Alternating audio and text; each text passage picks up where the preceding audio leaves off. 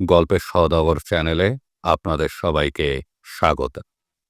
আজকে আমরা শুনব হুমায়ূন আহমেদের লেখা উপন্যাস বৃষ্টিবিলাস পর্ব ২।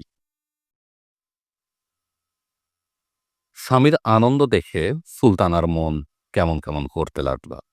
অনেকদিন পর মানুষটাকে তিনি এত আনন্দিত দেখলেন।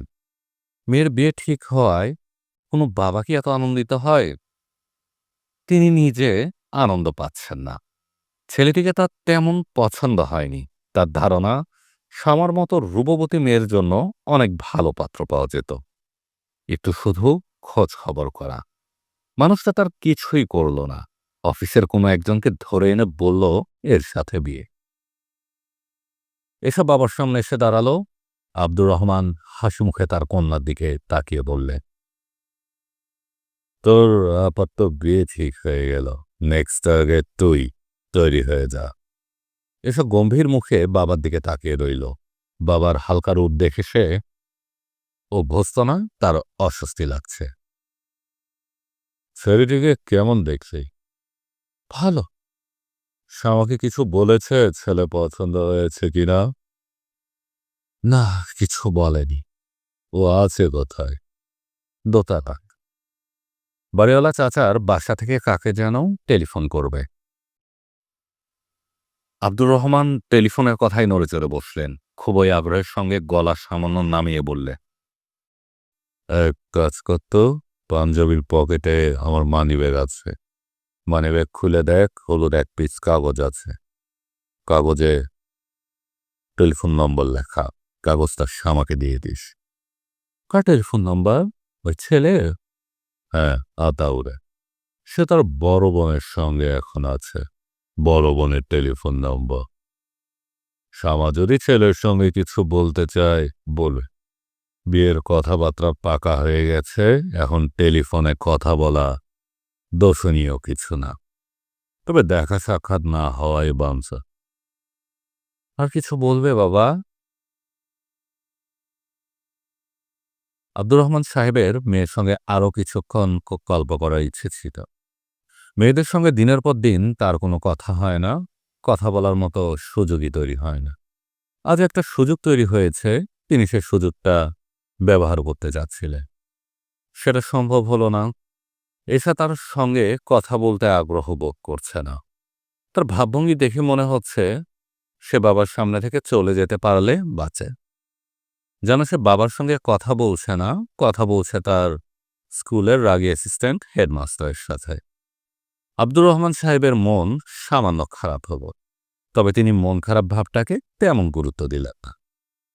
মেয়েরা বড় হলে বাবার কাছে থেকে দূরে সরে যাবে, এটাই স্বাভাবিক। জগতের অনেক সাধারণ নিয়মের মধ্যে একটা নিয়ম হলো, মেয়েরা বড় হলে মার দিকে ঝুঁকে পড়ে, ছেলেরা ঝুঁকে পড়ে বাবার দিকে। তার ক্ষেত্রে এটাও সত্য হয় নাই। মন্টু তার ধারে কাছে আসে না। মন্টু হয়তো টিভি দেখছে, বাবার পায়ের শব্দ শুনলে ফট করে টিভি বন্ধ করে দিবে। চোখ মুখ শক্ত করে বসে থাকবে। বাবা ঘরে ঢুকলে সে উঠে পাশের ঘরে চলে যাবে। এ অবস্থা চলতে দেওয়া যায় না। আব্দুর রহমান ঠিক করলেন, এখন থেকে সম্পর্ক সহজ করার চেষ্টা করবেন।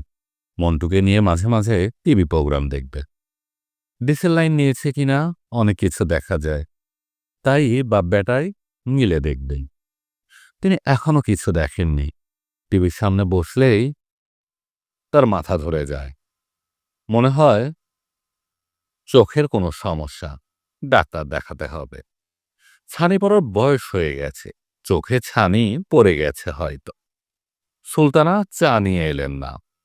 মন্টু এক কাপ চা হাতে নিয়ে ভয়ে ভয়ে বাবার সামনে এসে দাঁড়ালো। সে চায়ের কাপটা বাবার হাতে দেবে না মেঝেতে নামিয়ে রাখবে সেটা বুঝতে পারছে না। বাবার সামনে কোনো টেবিল নেই।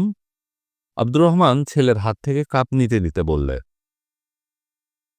তোর মা কোথায়? রান্না করছে। আব্দুর রহমান বিরক্ত বোধ করলে, ছেলেকে দিয়ে চা পাঠানো ঠিক হয়নি। বাবাকে চা নাস্তা দেওয়া মেয়েদের কাজ। ছেলেকে দিয়ে এসব কাজ করালে ছেলেদের মধ্যে মেয়েলি স্বভাব চলে আসে। আজকাল একটা কথা খুব শুনতে পাচ্ছেন, ছেলে মেয়ে বলে আলাদা কিছুই নেই। ছেলেও যা, মেয়েও তা। খুবই হাস্যকর কথা বলে তার মনে হয়েছে। ছেলে-মেয়ে যদি একই হয় তাহলে ছেলেগুলো মেয়েদের মতো ব্লাউজ পরে না কেন? মন্টু চলে যাচ্ছিল। আব্দুর রহমান বললেন, "এই, তোর পড়াশোনা কেমন হচ্ছে?" মন্টু বাবার দিকে তাকালো না। চলে যেতে, যেতে বলল, "ভালো।" তার একটাই ভয় বাবা যদি ডেকে কিছু জিজ্ঞেস করে বসেন। আব্দুর রহমান চায়ের কাপে দ্বিতীয় চুমুক দিয়ে দ্বিতীয় সিগারেটটা ধরালেন। এবারে চাটা ভালো হয়নি, তিতা, তিতা লাগছে। সিগারেট টেনেও মজা পাচ্ছেন না। মনে হচ্ছে ড্যাম সিগারেট। সামাদের বাড়িওয়ালা মোতালেব সাহেবের বয়স ৫-৫০। তিনি চুলে কলপ দিয়ে রঙিন শার্ট-টাট পরে বয়সটাকে কমিয়ে রাখার নানান চেষ্টা চালিয়ে যাচ্ছেন। তেমন কোনো লাভ হচ্ছে না। বয়স মোটেই কম দেখাচ্ছে না, বরং যা বয়স তার চেয়েও বেশি দেখাচ্ছে। এ বয়সে কারোই সব দাঁত পড়ে না। তার প্রায় সব দাঁতই পড়ে গেছে। সামনের পাটির ২টা দাঁত ছিল, বাঁধানো দাঁত ফুল সেট থাকলে অনেক সুবিধা। এরকম বুঝিয়ে দাঁতের ডাক্তার সেই দাঁত ২টাও ফেলে দিয়েছে। ঘুম থেকে উঠে তিনি বাঁধানো দাঁত পড়েন। তার কাছে মনে হয় তিনি কলকব্জা মুখে নিয়ে বসে আছেন। তার ডায়াবেটিকস ধরা পড়েছে। ডাক্তাররা বলে দিয়েছে প্রতিদিন খুব কম করে হলেও ১ থেকে ১.৫ ঘন্টা হাঁটাহাঁটি করতে হবে। তিনি হাঁটাহাঁটি করতে পারছেন না, কারণ মাস ৩ হলো ডান পায়ের হাঁটু বাঁকাতে পারছেন না। হাঁটু বাঁকাতে মালিশ এবং চিকিৎসা চলছে। কোনো লাভ হচ্ছে না, বরং ক্ষতি হচ্ছে। হাঁটু শক্ত হয়ে যাচ্ছে। চিকিৎসার আগে সামান্য বাঁকত, এখন তাও বাঁকছে না।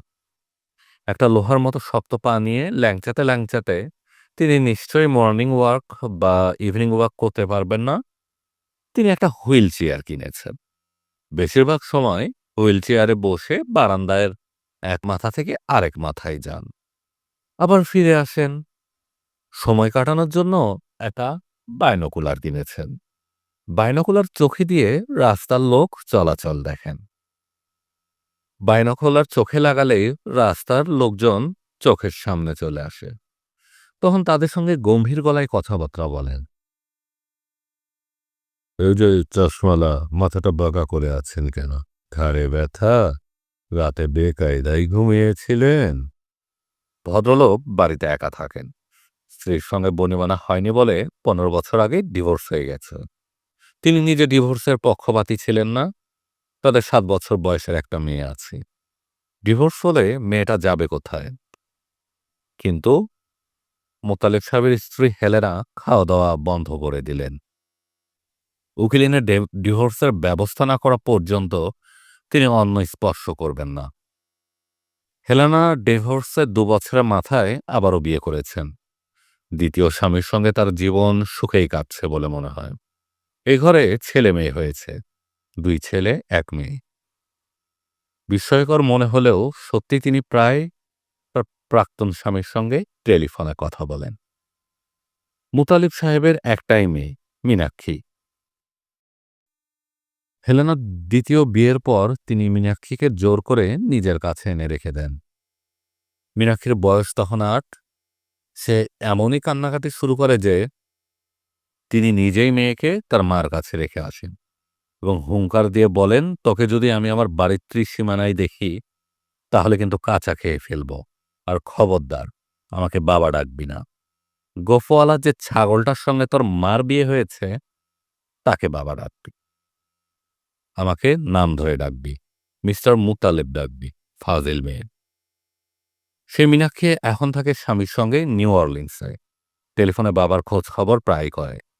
মোতালেব সাহেব কখনো টেলিফোন করেন না, কারণ তিনি মেয়ের টেলিফোন নাম্বার বা ঠিকানা জানেন না।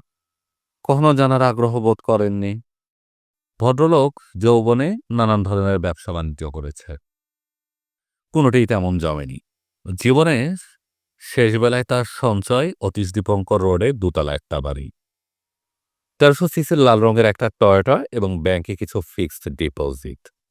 একসময় ভেবেছিলেন ফিক্সড ডিপোজিটের সুদের টাকায় জীবনটা কাটিয়ে দিতে পারবেন। এখন তা ভাবছেন না, প্রায় তাকে মূল সঞ্চয়ে হাত দিতে হচ্ছে। মোতালেব সাহেব শ্যামা মেয়েটিকে অত্যন্ত পছন্দ করে। কোনো এক বিচিত্র কারণে তিনি চান না তার পছন্দের কথাটা শ্যামা জানুক। শ্যামার সঙ্গে দেখা হলেই তিনি তটস্থ হয়ে থাকেন। তার একটাই চিন্তা, অস্বাভাবিক মমতার ব্যাপারটা তিনি কিভাবে গোপন রাখবেন। তার ধারণা এই কাজটা তিনি অত্যন্ত সুন্দরভাবেই করছে। বাস্তব সেরকম না। শ্যামা ব্যাপারটা খুব ভালো মতো জানে। বিকালে শ্যামাকে দোতলায় উঠতে দেখে তিনি ধমকের গলায় বললেন, টেলিফোন করতে এসেছিস? তোকে ১০০ বার বলেছি এটা পাবলিক টেলিফোন না। শ্যামা বলল, টেলিফোন করতে আসিনি, আপনার পায়ের অবস্থা জানতে এসেছি। পায়ের অবস্থা কি? হাঁটু কি বাঁকা হচ্ছে, না আগের মতোই আছে? মোতালেব সাহেব জবাব দিলেন না। শ্যামা বলল, এরকম রাগি রাগি মুখ করে বসে আছেন কেন? মোতালেব সাহেব বিরক্ত মুখে বললেন, মাথা ধরেছে, তুই কথা বলিস না তো। তোর ক্যান ক্যানে গলা শুনে মাথা ধরা আরো বেড়ে যাচ্ছে। তুই যে জন্য এসেছিস সেটা শেষ করে বিদায় হ। আমি কি জন্য এসেছি? টেলিফোন করতে এসেছিস। ফ্রি না কতগুলি মেয়ে বান্ধবী ভালো জুটিয়েছিস। বেয়াদবের এক শেষ। আপনার সঙ্গে কি বেয়াদবি করলো? রাত 11:30টার সময় টেলিফোন করে বলে, আপনাদের একতলায় যে মেয়ে থাকে সমানাম তাকে একটু ডেকে দিন তো। সালাম আলাইকুম নেই, কিছু নেই। আপনি কি করলেন? হট করে টেলিফোন রেখে দিলেন। আমি বললাম, রাত 11:30 বাজে, এটা আড্ডার সময় না, ঘুমাবার সময়। বিছানায় যাও, ঘুমাবার চেষ্টা করো। এ বলেই খট করে টেলিফোন রেখে দিলেন। খট করে রাখলাম না, যেভাবে রাখতে হয় সেভাবে রাখলাম।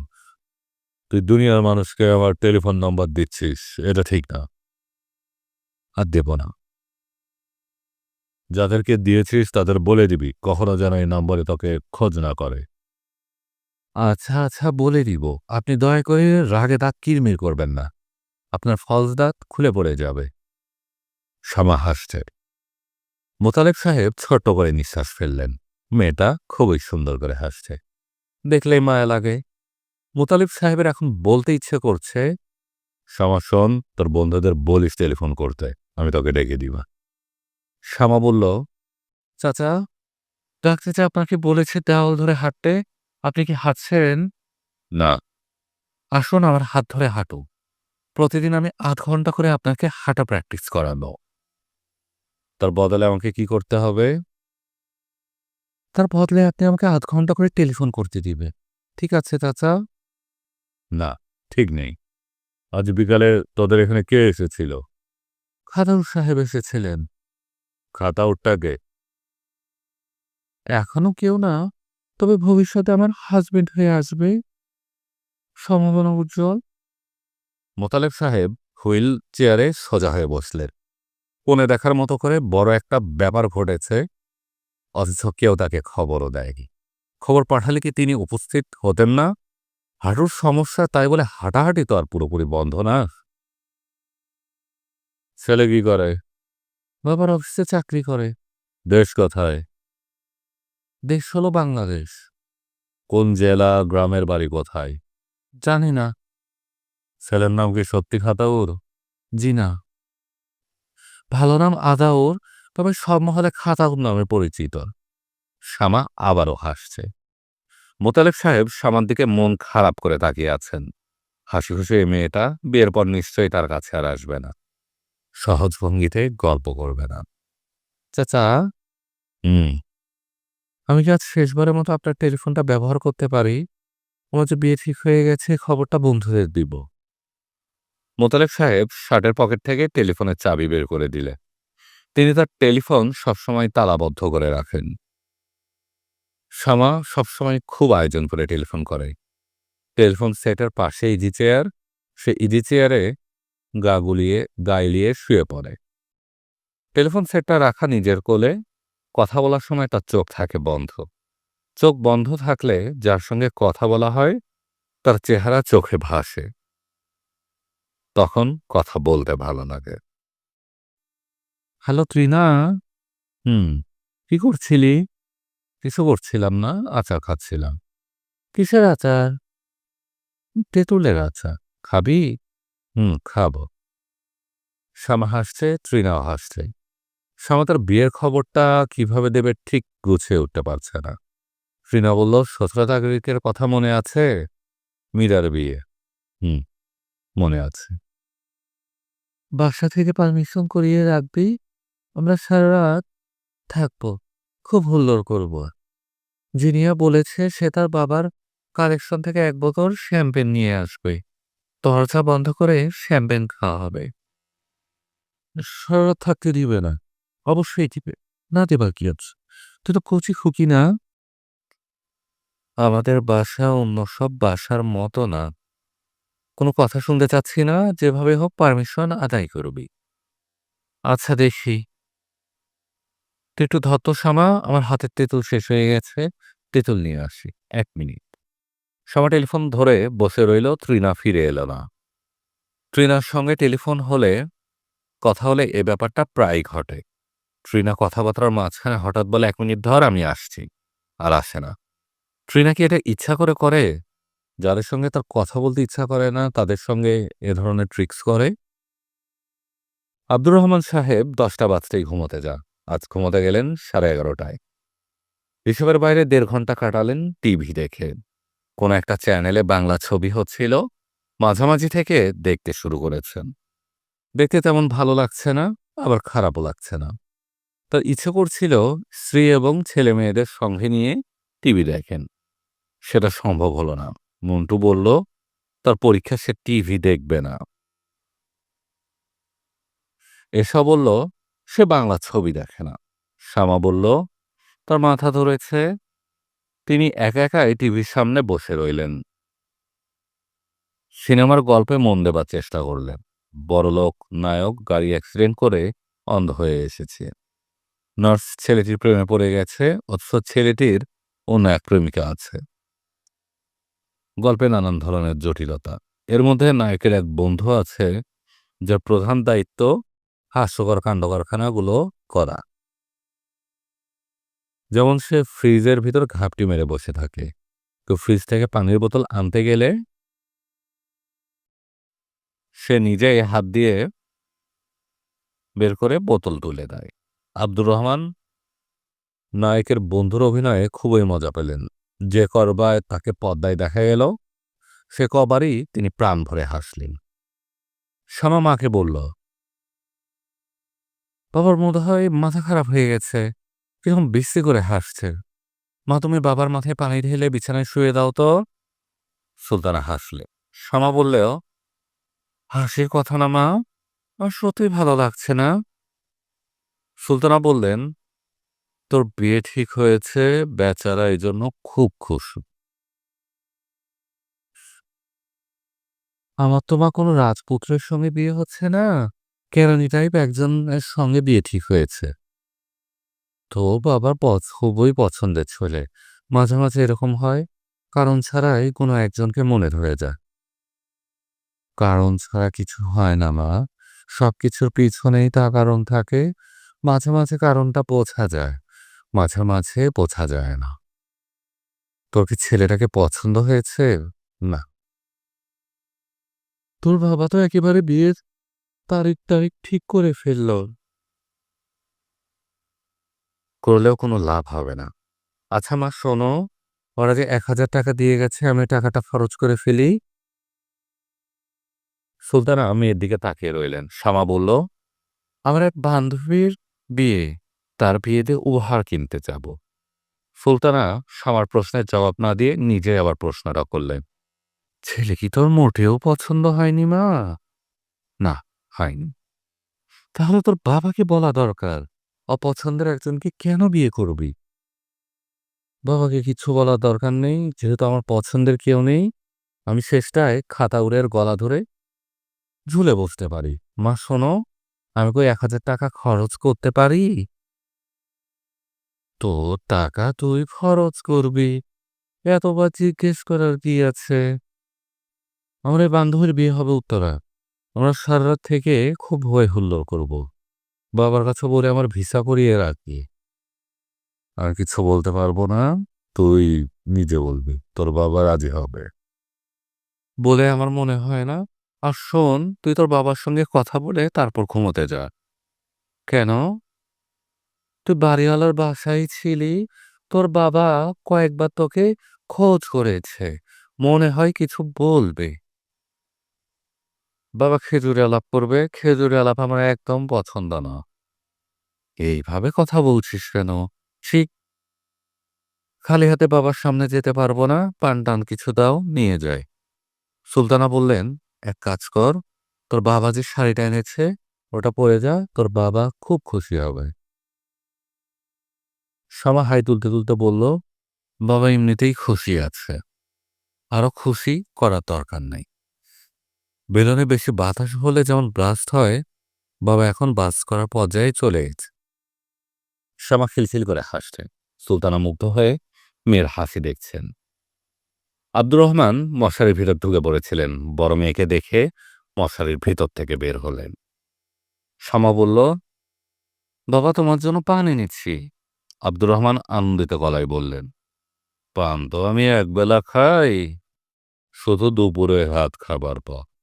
যাই হোক, এনেছিস যখন খেয়ে ফেলি। সমস্যা একটাই, আবার দাঁত মাজতে হবে। চলে যাচ্ছিস নাকি? বস, পান খেতে খেতে গল্প করি। শ্যামা বসল না, দাঁড়িয়ে রইল। বসতেই বাবা দীর্ঘ কথাবার্তা শুরু করতে পারেন। বাবাকে এই সুযোগ কিছুতেই দেওয়া যাবে না। শ্যামার মনে হলো বাবার মেজাজ আজ শুধু ভালো না, অস্বাভাবিক ভালো। বান্ধবীর বিয়েতে সারা রাত কাটাবার অনুমতিটা নিতে হলে আজই নিতে হবে। এরকম সুযোগ আর পাওয়া যায় না। আব্দুর রহমান পান মুখে দিয়ে বললেন, এসার কাছে একটা টেলিফোন নাম্বার আছে, তাও দেখলাম। যদিও বিয়ের আগে মেলামেশা মোটেও বাঞ্ছনীয় না, তারপর রোজ যদি বিশেষ কিছু জানতে চাস। শ্যামা বলল, কিছু জানতে চায় না। আব্দুর রহমান বললেন, বিয়ে শাদী পুরোপুরি ভাগ্যের ব্যাপার। অনেক খোঁজ খবর করে বিয়ে দেওয়ার পর দেখা যায় বিরাট ঝামেলা। স্বামী তেল আর স্ত্রী জল। ঝাঁকাঝাঁকি করলে মেশে, আবার ঝাঁকাঝাঁকি বন্ধ করলেই তেল জল আলাদা হয়ে যায়। শ্যামা বাবার দিকে তাকিয়ে আছে। আব্দুর রহমান হড়বড় করে কথা বলে যাচ্ছে। তার মুখ দিয়ে পানের রস গড়িয়ে সাদা গেঞ্জিতে পড়ছে, থুতনিতে রস লেগে আছে। তিনি জেলতল বিষয়ক কথাবার্তা বলেই যাচ্ছেন। কি বলছেন নিজেও হয়তো জানেন না। শ্যামা ভেবে পাচ্ছে না তার বাবা এত খুশি কেন, রহস্যটা কি। সে বাবাকে থামিয়ে দিয়ে বলল, বাবা, তোমাকে একটা জরুরি কথা চাট করে বলে নি, পরে ভুলে যাও। আব্দুর রহমান আগ্রহ নিয়ে বললেন, কি কথা? আমার এক বান্ধবীর বিয়ে মিরানা, উত্তরায় ওদের বাড়ি। আমরা সব বন্ধুরা দল বেঁধে বিয়েতে যাচ্ছি। মীরা বলে দিয়েছে আমাদের সারা রাত থাকতে হবে। থাকবি? বন্ধু বান্ধবের বিয়েতে মজা না করলে কার বিয়েতে করে? তোর বিয়েতে ওদের সবাইকে বলবি গায়ে হলুদের পর থেকে যেন সবাই থাকে। একটা ঘর তোর বন্ধুদের জন্য ছেড়ে দিব, মেঝেতে টানা বিছানা করি। ঠিক আছে রে মা? শ্যামা বলল, ঠিক আছে বাবা। আজকে পত্রিকা পড়েছিস? হ্যাঁ। ইদানিং সব পত্রিকার নতুন একটা ব্যাপার হয়েছে, কার্টুন ছাপা হচ্ছে। বেশিরভাগ সময় খুব ফালতুটাই, মাঝে মাঝে আবার খুব ভালো। আজকেটা কি ভালো? আজকেটা তো খুব ভালো, হাসতে হাসতে অবস্থা কাহি। ঘটনাটা হলো, এক লোকের পা ভাঙে হাসপাতালের বিছানায় পড়ে আছে, কিন্তু তার বন্ধু গিয়েছে তাকে দেখতে। বন্ধু বলল, কিরে পা ভাঙলি কিভাবে? সে বলল, সিগারেট খেতে গিয়ে পা ভাঙলা।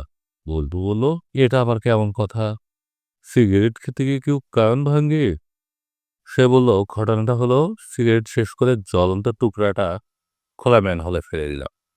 তারপর অভ্যাসবশে পা দিয়ে সেই সিগারেটটা নেভাতে গিয়ে হা হা। শ্যামা অবাক হয়ে তার বাবাকে দেখছে, মানুষটা এত খুশি কেন? মিথ্যা দু রকমেরই আছে, হঠাৎ মুখে এসে যাওয়া মিথ্যা আর ভেবে চিন্তে বলা মিথ্যা। হঠাৎ মিথ্যা আপনা আপনি মুখে এসে যায়, কোনো পরিশ্রম করতে হয় না। ভেবেচিন্তে মিথ্যা বলাটাই কঠিন, তাই মিথ্যা সহজে গলায় আটকে না। বারবার মুখ আটকে যায়। শামার মুখে অবশ্য মিথ্যা তেমন আটকাচ্ছে না। সে গড়গড় করে বলেই যাচ্ছে এবং নিজেও খুব বিস্মিত হচ্ছে। সে কথা বলছে টেলিফোনে, ও পাশে ফোন ধরে আছে আতাও। মাত্র সন্ধ্যা হয়েছে, সন্ধেবেলা মিথ্যে বলতে নেই। শামাকে বলতে হচ্ছে। শামা বলল, আপনি আমাকে চিনবেন না? আমার নাম এশা। শামা আপু যার সঙ্গে আপনার বিয়ের কথাবার্তা হয়েছে, আমি তার ছোট বউ। ও আচ্ছা আচ্ছা, তুমি কেমন আছো? ভালো আছি। আপনার টেলিফোন নাম্বার আমি আপাকে দিয়েছিলাম। সে আপনাকে টেলিফোন করবে না, লজ্জা পায়। আজকে ভাবলাম আমিই করি। আপনি বিরক্ত হচ্ছেন না তো? বিরক্ত হব কেন? আপনার চেহারা দেখে মনে হয় আপনি অল্পতেই বিরক্ত হন। অতি অল্পতে কেন, বেশিতেও বিরক্ত হই না। বিরক্ত না হলেই ভালো, কারণ বড় আপুর স্বভাব হলো সবাইকে বিরক্ত করা। আপনাকে সে বিরক্ত করে মারবে, আপনার সঙ্গে সে নানান ধরনের ফাজলামি করবে, আপনার জীবন অতিষ্ঠ করে তুলবে। তাই নাকি? হ্যাঁ তাই। আপনাকে সে কি ডেকেছে জানেন? ডেকেছে খাতাও। খাতাউর? হ্যাঁ হ্যাঁ, খাতাও। আপনাকে ডাকছে নোয়ানীর জমিদার মিস্টার খাতাও। শোনো এশা, আমরা জমিদার টমিদার না। আমার চাচার বেশি কথা বলার অভ্যাস। ওর খুবই লজ্জা লাগছে যে তিনি এ ধরনের কথাবার্তা বলেছেন। এখন জমিদার না হলে তো একসময় ছিলেন। অনেক আগের কথা, আমরা এখন খুবই দরিদ্র মানুষ। আপনার জমিদারি নিয়ে বড় আপা কিন্তু আপনাকে খুব খেপাবে। গতকালই আমাকে বলেছে, এই এশা, তুই আমাকে হাপা ডাকবি না। আমি জমিদারের বউ, আমাকে ডাকবি মহামান্য নওয়ানের প্রাক্তন জমিদার। তোমার কথা শুনে তো আমারই খুব লজ্জা লাগছে। আর আপনি খুব কাশছিলেন তো, এ নিয়েও বড় আপু অনেক মজা করেছে। বলছে খাতাউ সাহেবের যক্ষা হয়েছে। যক্ষা হচ্ছে রাজরোগ। সে রাজা মানুষ, তার তো যক্ষা রোগ থাকবেই। আচ্ছা শুনুন, আপনার কাশি কি কমেছে? হ্যাঁ কমেছে। আপনাকে ওই দিন কেমন লেগেছে? বেশ সুন্দর। আপনি তো চোখ তুলে আপার দিকে তাকানইনি। আপার ধারণা আপনি পায়ে স্যান্ডেল পরেছিলেন। সেই স্যান্ডেলের ফিটের ডিজাইন নিয়ে গবেষণা করে আপনি পুরো সময় কাটিয়ে দিয়েছেন। আচ্ছা শুনুন, নাস্তা দেবার সময় আপা যখন সবাইকে বাদ দিয়ে আপনাকে প্রথম প্লেটটা দিল, তখন কি একটা ধাক্কার মতো খেয়েছিলেন? না। তাহলে আপার হিসাবে ভুল হয়েছে। আপা আপনাকে চমকে দেওয়ার জন্য এই কাজটা করেছে। সে মানুষকে চমকাতে খুব পছন্দ করে। এখন বুঝতে পারছি আপা আপনাকে চমকাতে পারেন। সময় হলে আমি অবশ্যই চমকাতাম। ওই দিন ঘোরের মধ্যে ছিলাম, কিছু বুঝতে পারে। আরেকটা কথা, আপনারা যে আপাকে আংটি আর টাকা দিলেন, আপনারা যখনই কোনো মেয়ে দেখতে যান পকেটে করে আংটি নিয়ে যান। আপার ধারণা আপনারা আগেও অনেক মেয়ে দেখেছেন, প্রতিবারই পকেট করে টাকা আংটি নিয়ে গেছে। আপার ধারণাটা কি ঠিক? হ্যাঁ ঠিক। আচ্ছা ধরুন কোনো কারণে বিয়ে হলো, তখন কি আপনারা টাকার আংটি ফেরত দিবেন? এমন কথা বলছো কেন? এমনি বলছি, রাগ করবেন না। রাগ করছি না, আমি এত সহজে কার উপর রাগ করি না। আপনার সঙ্গে যে আমার এত কথা হয়েছে, এটা আপাকে বলবেন না। সে জানলে খুবই রাগ করবে। আপা চট করে রেগে যেতে পারেন। আপার স্বভাব আপনার উল্টো। আপনি রাগ করেন না, আপা করে। স্কুলে তার নাম ছিল আর কে। আর কে মানে কি? আর কে মানে রাজকুমার। আপনি কিন্তু আপাকে কিছু বলবেন না। আমি কখনো তাকে কিছু বলবো না। আচ্ছা শুনুন, আমার মাথায় একটা বুদ্ধি এসেছে। আপা যেমন আপনাকে সারপ্রাইজ দিতে চাচ্ছে, আপনিও তাকে চমকে দিন। আমি আপনাকে সময় বলে দিচ্ছি, ঠিক ১:৩০টার সময় আপা কলেজ থেকে বের হয়। কলেজ গেটের সামনে আপনি ফুল নিয়ে দাঁড়িয়ে থাকুন। আপনাকে দেখে আপার আকেল গুরুম হয়ে যাবে। আমার ধারণা হাত থেকে বই খাতা ফেলে দিবেন। আপনারা শুনছিলেন হুমায়ূন আহমেদের লেখা উপন্যাস বৃষ্টি বিলাস পর্ব ২। পরবর্তী পর্ব শুনতে আমাদের গল্পের সওদাগর চ্যানেলে চোখ রাখো।